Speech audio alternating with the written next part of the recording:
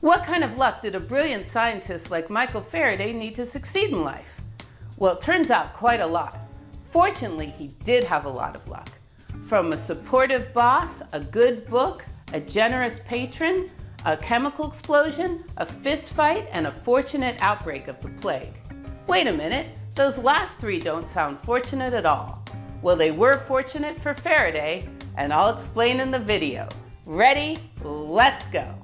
Electricity, electricity, electricity, electricity.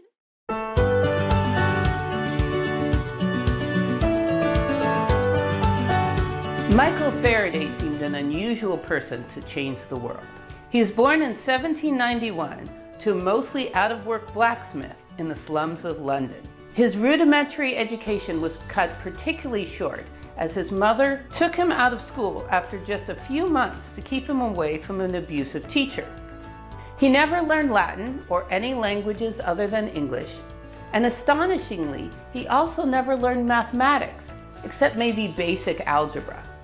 Also, he was born poor at a time when it was incredibly difficult for a poor person to study science. In England, there were no free libraries, and most scientific books were written in Latin and assumed the reader had a formal education. Lectures were expensive, and it was also difficult and expensive to get materials for experiments. Most lower-class jobs were 7 days a week and 12 hours a day. Finally, no one wanted to publish the work of an amateur scientist who didn't come from a good background.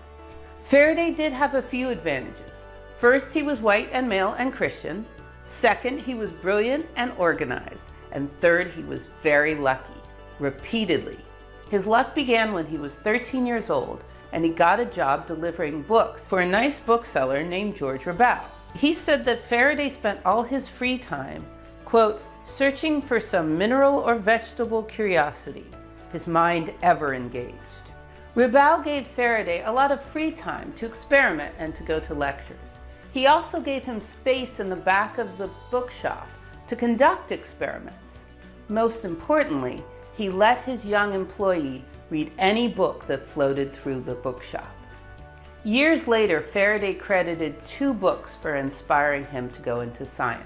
The first book was an old edition of the Encyclopedia Britannica, which had 127 pages on the latest developments in electricity.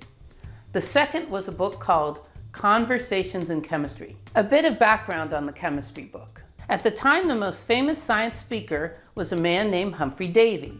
Davy gave hugely popular, poetic, and dazzling talks for the upper crust on chemistry at the Royal Institution. A wealthy woman named Jane Marcet went to a talk and found it confusing. When she asked around, she found she wasn't alone. Most people were confused, especially the women who had no science background. After she asked her husband to explain it to her, she found the lectures to be far more interesting.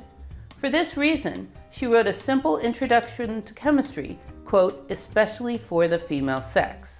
Now, this was an extremely sexist time, but there are no other books that explain chemistry on a simple level, so it became a bestseller. Years later, Faraday said that, quote, I felt like I had got hold of an anchor in chemical knowledge and clung fast to it. Thence my deep veneration for Mrs. Marcet. In February of 1810, Faraday borrowed a shilling from his older brother and went to his first science lecture. Faraday took copious notes, added his thoughts and experiments, and created a book of his own. He dedicated the book to his kind boss, Rabal. Quote, to you is to be attributed the rise and existence of that small portion of knowledge related to the sciences which I possess.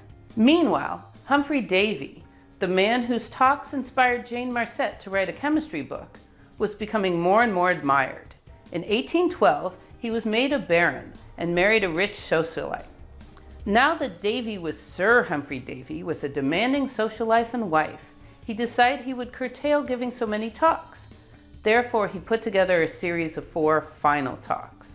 Tickets to these talks were ridiculously difficult to come by. Luckily for Faraday, a man named Mr. Dance had seen Faraday's book on chemistry and decided to give the young man an incredible gift, tickets to all 4 of Davy's final talks. As you might expect, Faraday was entranced by the talks. It took him about 5 months afterwards to collect enough money to recreate Davy's experiments creating gases with a homemade battery. He wrote to a friend about his adventures, quote, "I, sir, I my own self, cut out 7 discs of zinc of the size of halfpennies each. I, sir, covered them with 7 halfpence, and I interposed between them paper soaked in salt water." Faraday then placed the ends of the battery in a solution of salts and noted that, quote, "both the wires became covered in a short time with bubbles of some gas."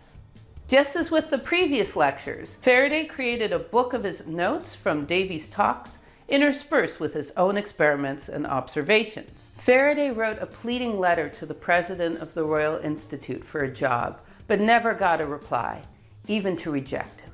In October of 1812, Faraday finished his apprenticeship. Unable to get a job in science, he got a job with another bookseller. This new boss had no interest in furthering Faraday's scientific interests. He was not allowed to do ad hoc experiments in the back of the room. He was not allowed to peruse the books. He was not even allowed to take Wednesdays off to go to talks. Faraday morosely wrote a friend that, quote, "With respect to the progress of the sciences, I know but little, and I'm now likely to know still less. I must resign science entirely to those who are more fortunate in possession of time and means." Luckily for Faraday, Humphrey Davy heard his eye in a chemical explosion and needed an assistant. His friend, Mr. Dance, the same one who got Faraday the tickets, got Faraday his dream job of assisting his idol for a few days. When he was done, Faraday sent a letter to Davy asking for a permanent job, along with his precious book of notes and experiments. Davy responded with a short note of encouragement that Faraday kept until his death, but then added he didn't need any help at that time. Once again, Faraday had a spot of luck, as one of Davy's assistants got in a fight with an instrument maker and was fired. Finally, Faraday was working in science. Woo! Faraday quickly proved to be an able assistant, and Davy began to rely on him more and more. The following year, Davy became so famous that he and his wife were given special passports by Napoleon to travel to Europe, even though there was a 20-year-long war between England and France. When Davy's personal valet refused to visit the enemy, Davy asked Faraday to join them as an assistant and temporary valet. Faraday was nervous about the trip. He'd never been outside of London, and he also had a bit of a distaste for being a servant, but he decided to join in on the adventure. Through Davy, Faraday met all of the important scientists of France and Italy, and it was said that, quote, "We admired Davy, but we loved Faraday." Faraday found his time with Davy to be endlessly educational. Quote, "The constant presence of Sir Humphrey Davy was a mine inexhaustible of knowledge and improvement." Although Faraday got along very well with Davy, the same cannot be said of Davy's wife, Jane. Jane Davy was from the upper crust of society and did not like associating with someone from a poor background like Faraday. Faraday complained that Jane Davy, quote, "delights in making her inferiors feel her power." Once, when they were on a perilous sea voyage in the Gulf of Genoa, Mrs. Davy became too ill to speak. Faraday wrote to a friend that it was worth the danger to their lives just to enjoy her silence. Their relationship hit its lowest point when the boat landed and they were invited to dinner with Mrs. Jane Marcet and her husband. This was the same Jane Marcet who wrote the Conversations in Chemistry that inspired Faraday in the first place. At the dinner, Davy's wife, in front of the assembled guest, told Faraday that he should eat dinner in the kitchen with the other servants. After dinner, Jane Marcet's husband tried to fix this injustice by announcing loudly, quote, "And now, my dear sirs, let us go and join Mr. Faraday in the kitchen." Things were reaching a breaking point for Faraday. He wrote a friend, quote, "Alas, how foolish was I to leave home, to leave those whom I loved and who loved me.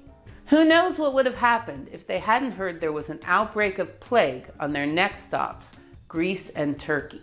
Reluctantly, Humphrey Davy decided to cut their trip short and return home. See? Lucky plague. Back in England, Faraday was promoted to semi-independent researcher, although he continued to help Davy for the next 6 years. In 1821, Faraday was asked to write a report on the latest development in electricity. As was his way, he read all of the experiments he could find and recreated them, including a very strange experiment conducted in Denmark, where current in a wire moved a compass needle in a most unusual way. This experiment that proved that electricity affected magnetism was to transform Faraday's life and the world. And that story is next time on The Secret History of Electricity. Electricity, electricity, electricity, electricity. Thanks for watching my video. Please remember to give it a nice thumbs up. Also, if you haven't watched the previous video about Davy and laughing gas, it's a great story. I think you should check it out. And also check out the next one about Ørsted and his experiments with current in a wire and magnets. Really interesting. Okay, thanks a lot. Remember to join my YouTube page, Kathy Loves Physics, my Facebook page, Kathy Loves Physics, or check out my webpage, www.kathylovesphysics.com. Okay, have a nice day.